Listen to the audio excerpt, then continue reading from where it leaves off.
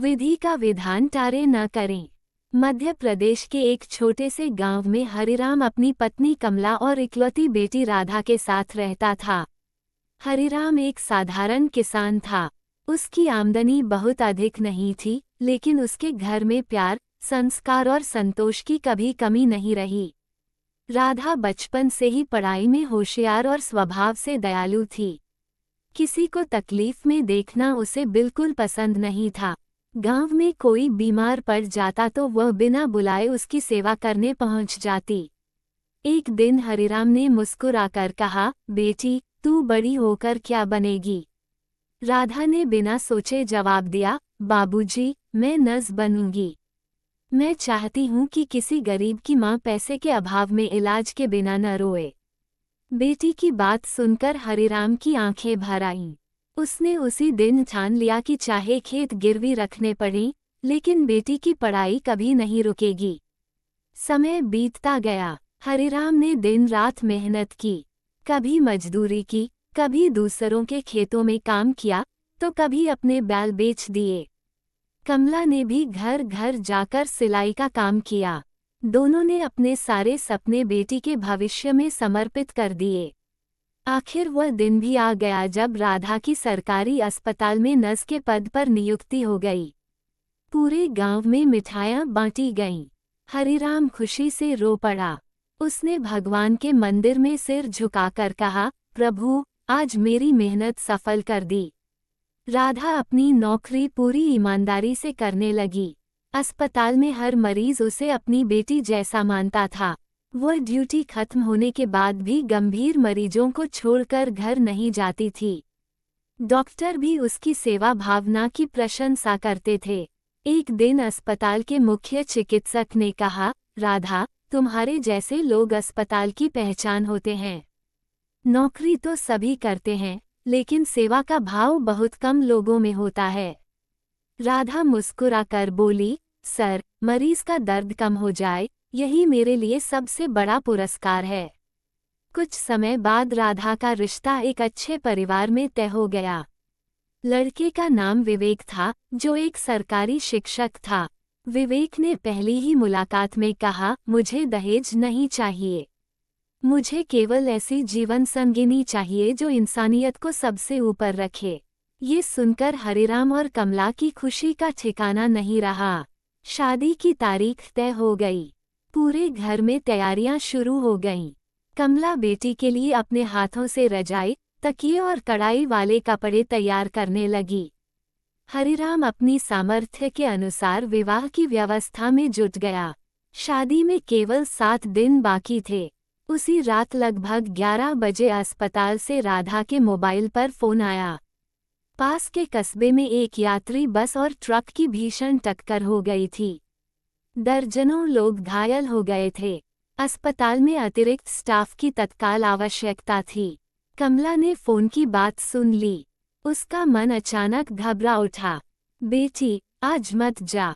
न जाने क्यों मेरा दिल बहुत बेचैन हो रहा है। राधा ने माँ का हाथ पकड़ लिया। माँ, अगर मैं नहीं गई तो कई घायल समय पर इलाज नहीं पा सकेंगे। शायद किसी बच्चे की माँ मेरी राह देख रही हो, किसी बूढ़े पिता का बेटा दर्द से तड़प रहा हो। ऐसे समय में पीछे हटना मेरे पेशे और मेरे संस्कार दोनों के खिलाफ होगा। कमला की आंखों से आंसू बह निकले। हरिराम ने बेटी के सिर पर हाथ रखते हुए कहा, जा बेटी। इंसान का सबसे बड़ा धर्म सेवा है। भगवान तेरी रक्षा करेंगे। राधा ने माता पिता के चरण छुए और एम्बुलेंस में बैठकर अस्पताल के लिए निकल पड़ी। रात गहरी होती जा रही थी। तेज बारिश शुरू हो चुकी थी। सड़क पर अंधेरा और फिसलन थी। एम्बुलेंस पूरी सावधानी से आगे बढ़ रही थी। राधा रास्ते भर भगवान से प्रार्थना कर रही थी कि सभी घायल सुरक्षित बच जाएं। लेकिन नियति ने उस रात एक कठिन परीक्षा लिख रखी थी। एक तीखे मोड़ पर सामने से तेज रफ्तार ट्रक आ गया। ड्राइवर ने एम्बुलेंस बचाने की पूरी कोशिश की, लेकिन गाड़ी फिसल गई।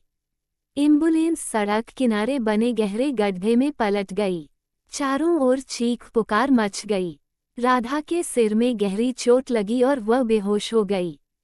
ड्राइवर और कंपाउंडर भी गंभीर रूप से घायल हो गए। राहगीरों ने तुरंत पुलिस और दूसरी एम्बुलेंस को सूचना दी। उधर गांव में किसी ने खबर दी कि अस्पताल जा रही एम्बुलेंस दुर्घटनाग्रस्त हो गई है। ये सुनते ही कमला के हाथ से पानी का गिलास छूटकर टूट गया। उसका दिल जोर जोर से धड़कने लगा। हरिराम बिना एक पल गंवाए पड़ोसी की मोटरसाइकिल पर बैठकर शहर के अस्पताल की ओर निकल पड़ा। रास्ते भर उसके होठों पर केवल एक ही प्रार्थना थी, हे प्रभु, मेरी बेटी की सांसें बचा लेना, बाकी जो तेरी इच्छा। हरिराम और कमला रोते बिलखते अस्पताल पहुंचे। इमरजेंसी वार्ड के बाहर डॉक्टरों और नर्सों की भागदौड़ देखकर उनके कदम कांपने लगे।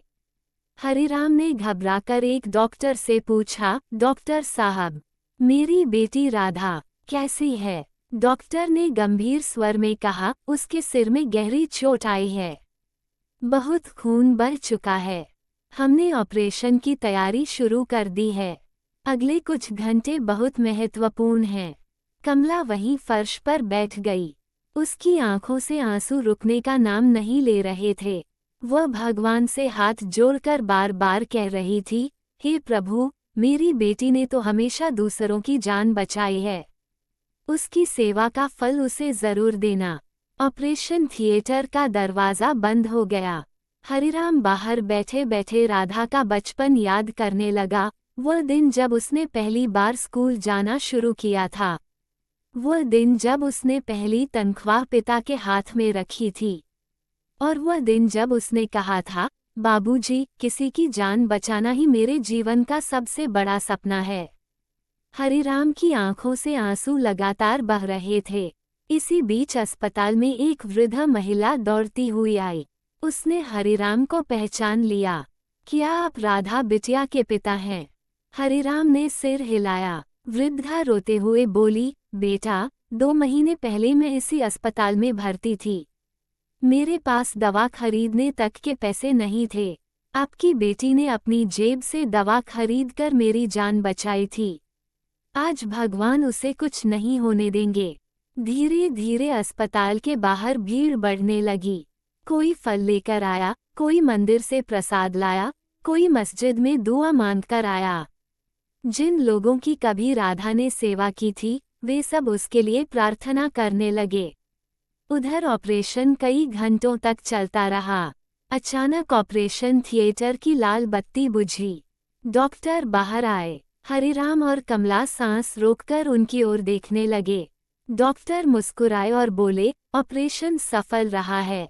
अभी खतरा पूरी तरह टला नहीं है, लेकिन अब उम्मीद बहुत बढ़ गई है। इतना सुनते ही कमला भगवान का नाम लेकर फूट फूट कर रो पड़ी। हरिराम की आंखों से खुशी के आंसू बह निकले। उसने डॉक्टर के हाथ पकड़ लिए और केवल इतना कह सका, आपने मेरी दुनिया बचा ली। 3 दिन तक राधा बेहोश रही। पूरे गांव में कोई चैन से नहीं सोया। मंदिरों में पूजा हुई, गुरुद्वारों में अरदास हुई, मस्जिदों में दुआएं मांगी गईं। हर कोई एक ही बात कह रहा था, भगवान, हमारी राधा को बचा लो। चौथे दिन सुबह अचानक राधा की उंगलियां हिलीं। डॉक्टर तुरंत दौड़कर आए। कुछ ही क्षणों बाद राधा ने धीरे धीरे अपनी आंखें खोलीं। कमला खुशी से चीख उठी, राधा, मेरी बच्ची। राधा ने कमजोर आवाज में कहा, माँ, मैं ठीक हूँ। इतना सुनते ही हरिराम की बरसों की हिम्मत टूट गई। वह बेटी के हाथ पकड़कर बच्चे की तरह रो पड़ा। कुछ सप्ताह बाद राधा पूरी तरह स्वस्थ हो गई। डॉक्टरों ने कहा कि यदि दुर्घटना के 5 मिनट बाद भी उसे अस्पताल न लाया जाता, तो उसे बचाना लगभग असंभव था। तभी पुलिस ने बताया कि जिस मोड़ पर एम्बुलेंस दुर्घटनाग्रस्त हुई थी, उसके कुछ ही मिनट बाद आगे का पुल अचानक टूट गया था। जो वाहन उस समय पुल पार कर चुके थे, वे नदी में गिर गए। यदि एम्बुलेंस दुर्घटनाग्रस्त न होती और आगे बढ़ जाती, तो उसमें बैठे सभी लोगों का बचना लगभग नामुमकिन था। ये सुनकर हरिराम कुछ देर तक मौन रहा। फिर उसकी आंखें भर आईं। उसने आसमान की ओर देखकर कहा, हे प्रभु, उस रात मैं दुर्घटना को अभिशाप समझ रहा था, लेकिन वही हमारी रक्षा का कारण बन गई। सचमुच इंसान सब कुछ नहीं समझ सकता। कुछ महीनों बाद राधा और विवेक का विवाह सादगी से संपन्न हुआ। विदाई के समय कमला ने बेटी को गले लगाकर कहा, आज समझ में आया कि भगवान देर कर सकते हैं, लेकिन अन्याय नहीं करते। राधा मुस्कुराई और बोली, माँ, उस दुर्घटना ने मुझे एक बात सिखा दी, हम योजना बनाते हैं, लेकिन अंतिम निर्णय ऊपर वाला करता है। इसलिए हर परिस्थिति में अच्छे कर्म करते रहना चाहिए।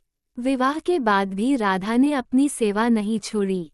उसने गरीब मरीजों के लिए एक निःशुल्क सहायता कोष शुरू किया। गांव के लोग जब भी उसकी कहानी सुनाते, उनकी आंखें नम हो जातीं। हरिराम अक्सर बच्चों से कहा करता था, बेटा, विपत्ति आए तो घबराना मत। कभी कभी जो घटना हमें सबसे बड़ी मुसीबत लगती है, वही ईश्वर की सबसे बड़ी रक्षा बन जाती है। मनुष्य कर्म कर सकता है, लेकिन विधि का विधान नहीं टाल सकता। इसीलिए कहा गया है, विधि का विधान टारे न करें। @सुनील सिंघग्र चैनल को सब्सक्राइब करें, वीडियो को लाइक करें और शेयर करें। वीडियो देखने के लिए धन्यवाद।